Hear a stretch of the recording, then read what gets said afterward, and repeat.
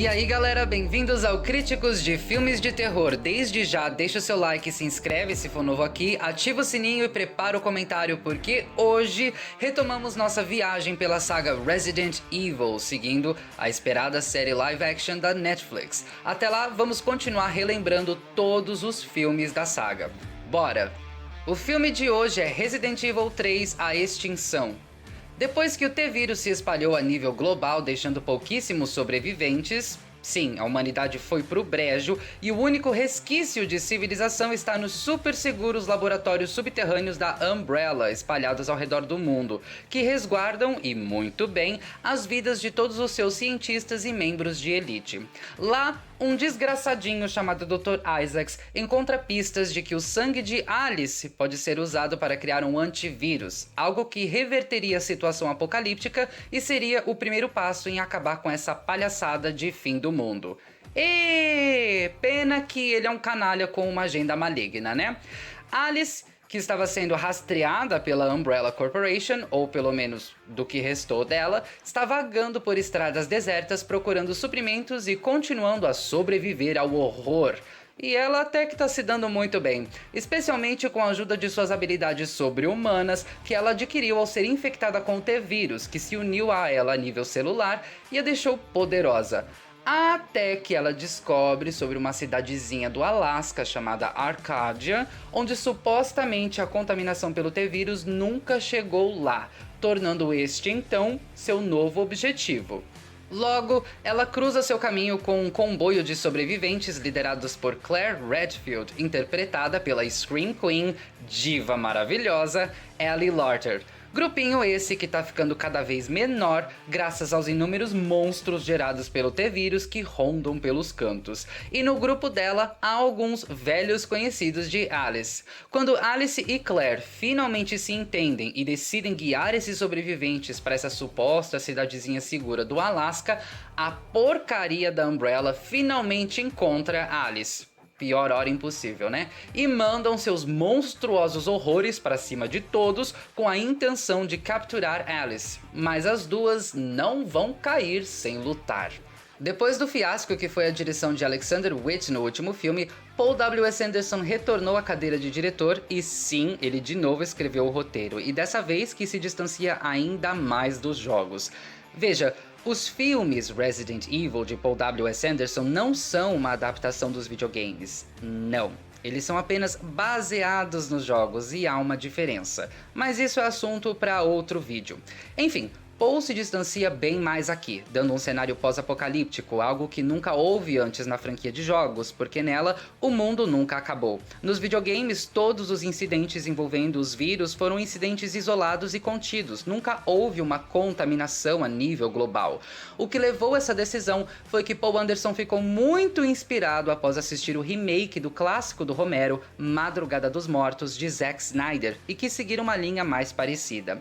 Nesse filme aqui, os zumbis têm maquiagens mais elaboradas de podridão, muitos deles são bem rápidos e muito ferozes, assim como os de Zack Snyder. Aliás, o editor desse filme, o cara que fez a montagem, é o Niven Howie, o mesmo que editou Madrugada dos Mortos. E como se não bastasse, e eu tenho certeza que teve dedo do Paul Anderson nisso, os efeitos sonoros dos zumbis, aqueles sons horripilantes de grunhidos, roucos ferozes que eles soltam pelas bocarras ensanguentadas, também são os mesmos efeitos sonoros que foram criados para os zumbis de Madrugada dos Mortos. Para quem tem um bom ouvido, vai reconhecer vários desses sons aqui.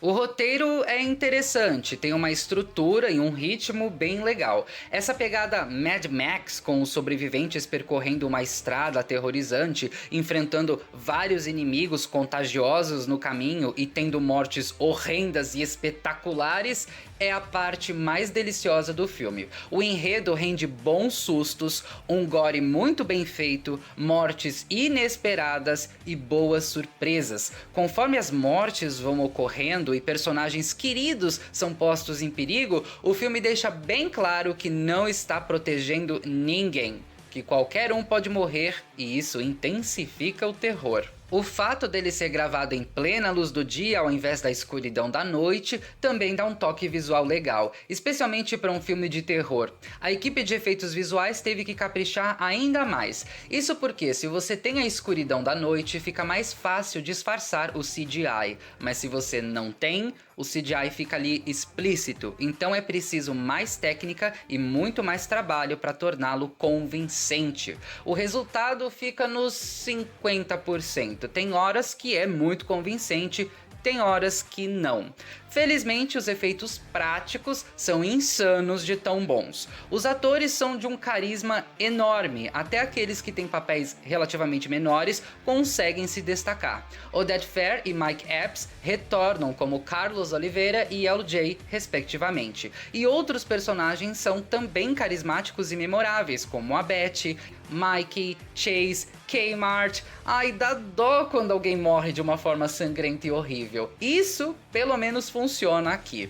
Infelizmente, o filme é um pouco absurdo e se esquece completamente da personagem Jill Valentine, interpretada anteriormente pela Sienna Guillory. Talvez tenham se arrependido do jeito que ela foi tratada no roteiro anterior, ou sei lá. Essa poderia ser uma nova chance pra personagem, mas ela não tá aqui e faz falta.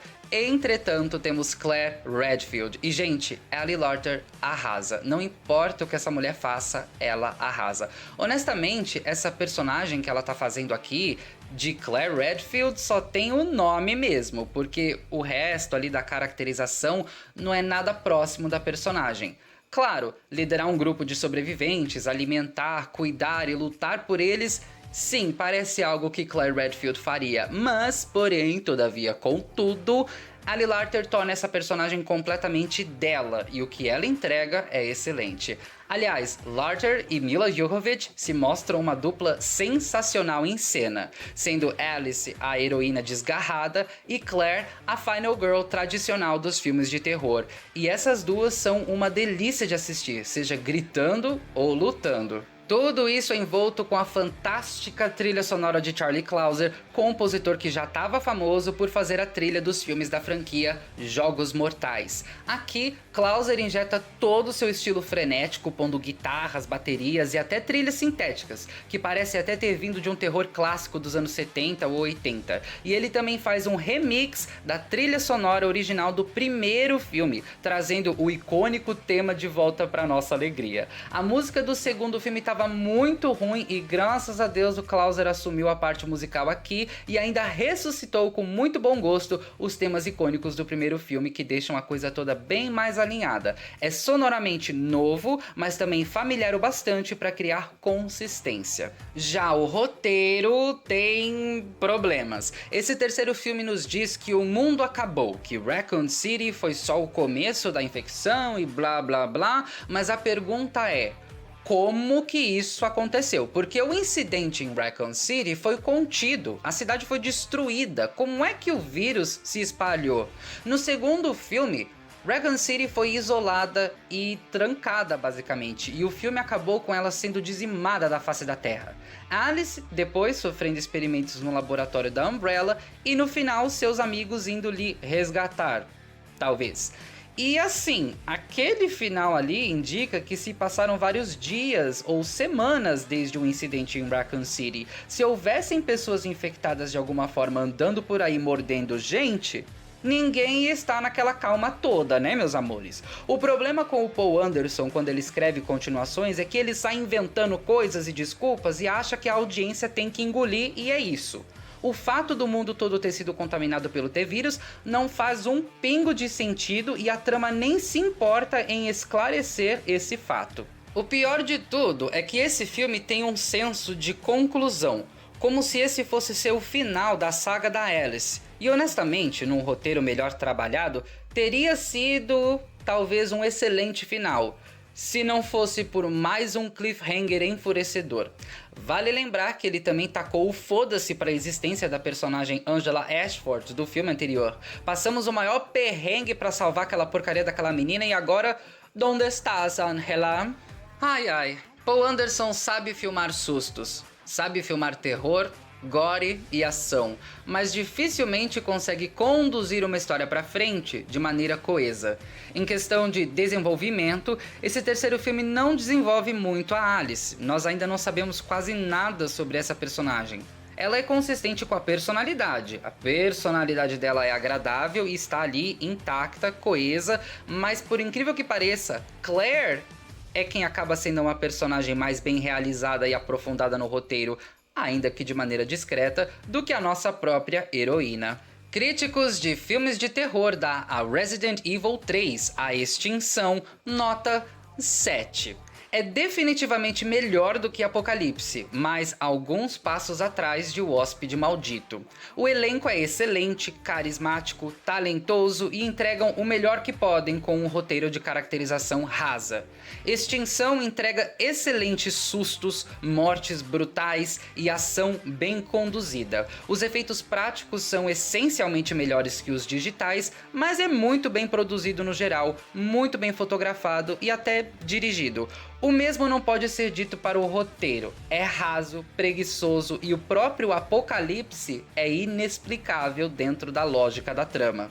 A trilha sonora de Charlie Clouser é um dos melhores aspectos do filme, cria toda a adrenalina e terror necessário para manter a emoção forte. Anderson, no entanto, se inspira demais em Madrugada dos Mortos, tanto em visual, porque tem cenas aqui em que a direção dele imita bastante o estilo do Zack Snyder, quanto em som, maquiagem e até design de produção. Seria bem mais útil, talvez, se ele tivesse visto mais filmes do Romero para entender um pouco mais sobre trama coesa, desenvolvimento de personagem e simplicidade. Mesmo com absurdos e inconsistências, Resident Evil 3 A Extinção ainda assusta, é divertidíssimo de assistir e supera o filme anterior tanto em nível técnico quanto de entretenimento. Nem de longe se assemelha aos jogos dos quais é levemente baseado, mas a esse ponto da estrada, isso realmente importa? E é isso, galera, espero que tenham gostado. E você, o que acha de Resident Evil 3, A Extinção? Deixe nos comentários. Obrigado por assistir, não esqueça de se inscrever, deixar o like, compartilhar esse vídeo e ativar o sininho para não perder os próximos, tá bom? Muito obrigado por assistir, aqui é o Johnny e você está no Críticos de Filmes de Terror.